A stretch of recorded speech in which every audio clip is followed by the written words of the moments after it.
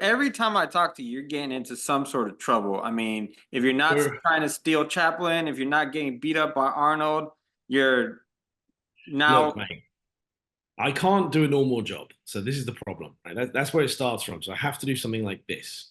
And then, someone keeps paying us to do something like this. So if they stop writing the checks, mate, I'll stop doing it. Hey, you know what? It's all fun though. It's great. It's a great line of work to have. Um, it's a really interesting movie because the trailer was dropped right on the same day as that copyright as Steamboat Willie, not necessarily Mickey Mouse, because the OG one Yeah. became public domain and immediate sensation and talking about it. Tell us a little bit about the Mousetrap. So the Mousetrap is, in my mind, the Mousetrap is like a bit of an homage to the sort of 90s slasher movies. Like sort of, I'm a big fan of like Scream and I Know What You Did Last Summer. And we saw what the Winnie the Pooh guys did with Blood and Honey when they made that horror movie. So when I heard that Mickey Mouse was coming up for into public domain, I was like, man, we gotta make a Mickey Mouse slasher movie, right? And I told my idea to Jamie Bailey, and here we are. Well, it looked like it was a lot of fun. Tell me what were some of the ideas that you threw around? Because obviously, into turning this into a horror film, there must have been a lot of creative things that you guys could have done with it.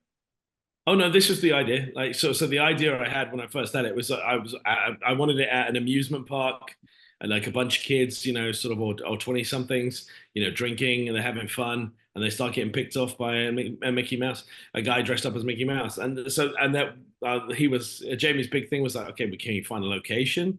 Like we have to, if it's all set in one building, where we have to find that. And we did. We found a place, Fun Haven in Ottawa, in Canada, that let us do that. And we filmed at night. But it was exactly the first idea that we had was the idea that we made. So there wasn't a lot of development of the one idea. There was development of characters and what the plot was, but the idea was the one that we made. All right, on. And so is that you underneath the mask the entire time? That's me all the time. And bloody hell, I hated wearing that mask when we finished. Because I've worn masks like that before for like Halloween or other events, and it gets really sweaty. It kind of like starts to kind of like stick on your skin. Tell me about your experience as It, as it, a. the mask it looked good, but man, it was not fun to wear. And also, and like you say, it gets sweaty and condensation inside there.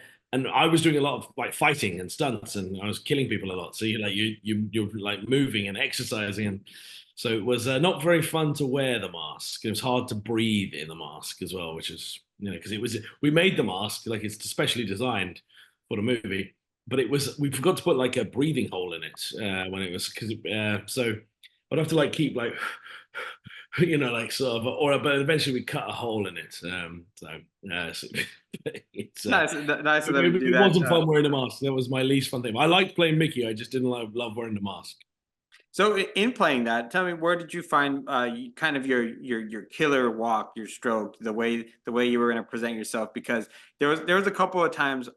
There was one time you kind of lunged at some of the kids. I don't remember exactly which part of the movie, but I went, oh, I was like, that was a really cool like killer kind of almost. Yeah, I figured that he's got to be. I mean, he's got to be stronger than them.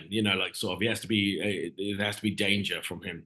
So yeah, he had to be a bit Michael Myers. He was sort of still, but like if he moved, it was kind of quick and scary. So that was how we did that one sort of. I actually at some point I was thinking about somebody else, like a stuntman or something, going into wearing the stuff just because it would make it a bit easier. But then when we had somebody, we did have a stuntman one time do something, but not in the main movie, in just something else. And when they put on the mask and stuff like that, they moved differently to me, sort of. So I was like, ah. Then it started to bother me that somebody else would do it. I was like, you know what? Let me just do it, because I would do it a certain way, and they're like, well, just tell me how. Like I don't really know until we're like doing it, sort of that. But then I would know how, sort of. It's just a little tough, that one. And as an actor, how fun is it to kind of be able to? I know, right? Of course, it's not real, but to take on these kids in an arcade and take them out one by one. Oh, I love that. Like, sort of it's fun. Look, the when I came up with this idea, the only thing I wanted from it was like, I want to play Mickey Mouse. Like, I'm going to be the guy in the mask. And it was like, even though you won't see my face or anything, I just like the idea that I'm, because I've got, I'm sure you know, mate, I've done a lot of cool things in my career. Sort of, I've had a lot of fun with a lot of big people and big projects. But this is one of the other ones. That's like, also, he played Mickey Mouse as a killer in the first ever, horror movie with Mickey Mouse. To me, that's, I was like, oh yeah, I want that. Yes, please. Oh yeah, that's really cool because I remember looking at the invite to be able to chat with you, and I was like, oh, I was like, this is that one movie that everybody was talking about just because of how quickly and crazy it is. I did want to ask you, what do you think is our fascination, and because I have it too, with turning some of our beloved favorite children characters, like a Winnie the Pooh, like a Grinch, and now like a Mickey Mouse, and turning them into these horror icons now. Well, there's anyone that likes horror movies, obviously. Horror, is the adult sort of cartoon. When you're young, you watch cartoons, and it's fantastical. It's not real.